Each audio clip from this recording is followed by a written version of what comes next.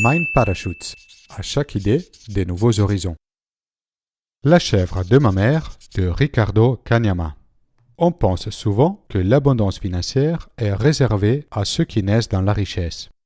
L'expérience de Ricardo Kanyama, résumée dans son livre La chèvre de ma mère, est la preuve que ce préjugé est faux. Je suis très content de pouvoir vous faire découvrir ce livre, non seulement parce que j'ai eu le plaisir de faire connaissance par mail avec Ricardo, une personne exquise qui m'a été présentée par une personne parmi vous, membre de la communauté Mind Parachutes, mais aussi parce que sa manière à la fois simple et exacte d'expliquer les principes fondamentaux à la base des finances personnelles, issus de la culture africaine, permet de bien assimiler les bons comportements. D'après l'expérience de Ricardo, les Africains ont plein d'idées d'initiatives pour améliorer leur situation financière. Ils ont besoin de fonds pour démarrer leur activité, mais sans savoir comment les obtenir, ils restent dans une attente passive, espérant que ces fonds vont apparaître un jour. Plutôt qu'atteindre indéfiniment, il vaut mieux développer son capital de départ avec les moyens de bord, même avec un revenu très modeste. C'est ce que Ricardo a appris de sa mère et de sa chèvre. Le père de Ricardo était le propriétaire d'une ferme et des plantations de café. Il était un des hommes les plus riches de la région. Ses enfants mangeaient de la viande à volonté et avaient une vie agréable. Malheureusement, lorsqu'il avait à peine 40 ans, suite à une brève maladie, le père de Ricardo décéda. Selon la coutume du village, les héritiers légitimes n'étaient pas l'épouse ou les enfants, mais la famille du décédé.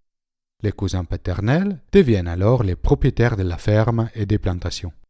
Par reconnaissance et par pitié, les héritiers offrent une chèvre à la mère de Ricardo et une autre à la coépouse de son mari.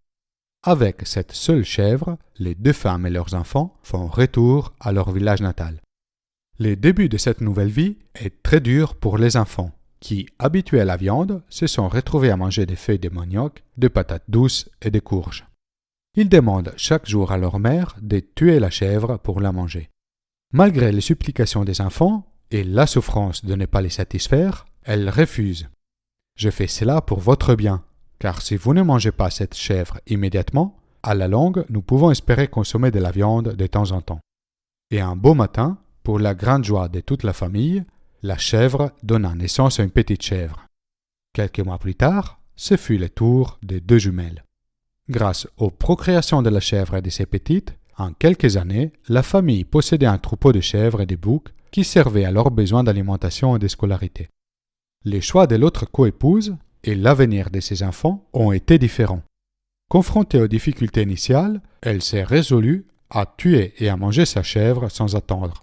Sacrifiée pour satisfaire des besoins court terme, cette chèvre ne put donc avoir une descendance. Lors de la visite au village, la coépouse était très étonnée d'observer les troupeaux de chèvres et elle prit conscience qu'en sacrifiant son animal, elle avait choisi la satisfaction immédiate aux dépenses d'un avenir heureux. Les cousins héritiers de la ferme n'ont pas eu un futur d'abondance non plus. En pensant que la richesse qu'ils possédaient était sans fin, ils exterminaient très vite les animaux et les plantations héritées. Ils se trouvèrent sans rien au bout de quelques années. Cette histoire très simple a permis à Ricardo d'apprendre une grande leçon sur la richesse qui lui a permis de devenir un grand homme d'affaires après s'être transféré en ville. Ricardo pensait qu'un diplôme était suffisant pour avoir un avenir radieux. Mais 3 ans après son diplôme en philosophie, il n'avait pas encore trouvé un emploi valable et gagnait l'équivalent de 15 $ par mois. Il réalisa à 28 ans que son rêve de réussite risquait de ne jamais se concrétiser et que tous ses efforts de jeunesse orientés à obtenir un diplôme universitaire n'étaient pas une garantie de succès. Ricardo arrive un jour à faire le parallélisme entre la chèvre de sa mère au village et les billets d'argent en ville. La chèvre équivaut au capital, la richesse, l'argent. Puisque dans sa ville une chèvre coûte 50 $, à chaque fois qu'il avait un billet de 50 $, lui aussi possédait une chèvre. Et quand il dépensait cette somme pour une satisfaction immédiate, cela équivaut à tuer cette chèvre. Le premier principe des finances personnelles qu'il a appris est qu'il faut économiser 10% de ses revenus. Après plusieurs mois d'épargne et de dépenses réduites au minimum, Ricardo arrive à cumuler 50 $, l'équivalent de sa première chèvre.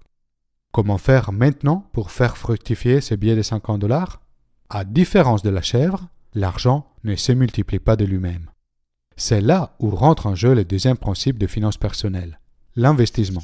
En investissant ses économies, on arrive à générer des intérêts.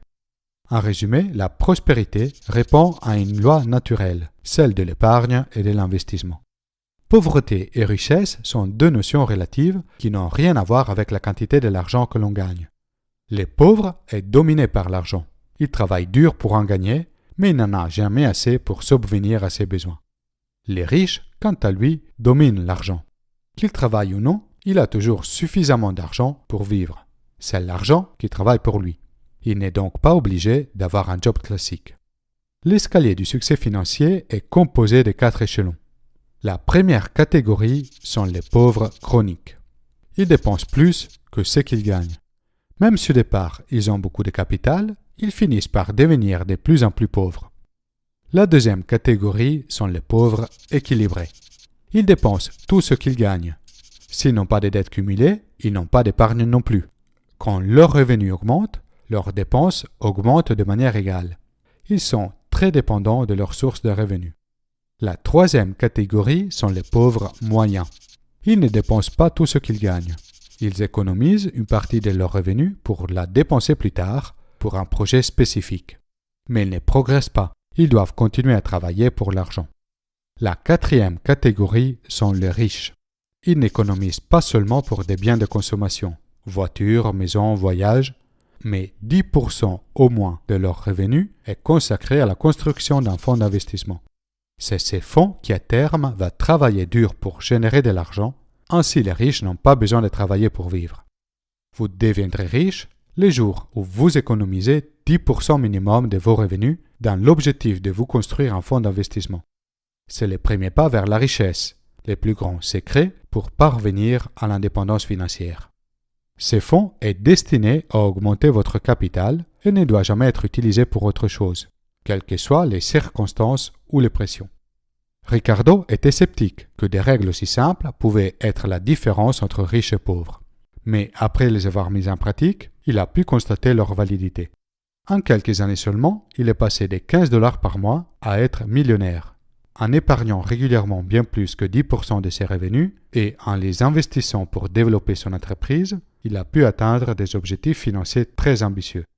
Tout le monde peut suivre ce même parcours. Décidez d'économiser et d'investir une partie de votre revenu et le miracle suivra.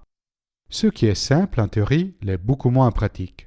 La société de consommation dans laquelle nous vivons nous pousse à dépenser pour paraître riches, sans l'être forcément. Les personnes qui nous entourent et leur influence sur notre comportement peuvent aussi être un frein. Ils peuvent rendre plus difficile d'épargner et d'investir à cause de leurs mauvaises habitudes et de leurs attentes vis-à-vis de nous. Afin de développer les bons comportements vis-à-vis de l'argent, apprendre et se former joue un rôle essentiel. La majorité des gens met beaucoup d'efforts et de temps à chercher l'argent, et ils oublient la formation. Sans apprendre comment gérer son capital et le faire fructifier, le risque est de ne jamais avancer vraiment, voire de perdre ce que l'on a réussi à construire. En suivant la leçon que Ricardo a appris de sa mère et de sa chèvre, ne cédez pas à la tentation d'une jouissance immédiate et favorisez plutôt un équilibre à long terme.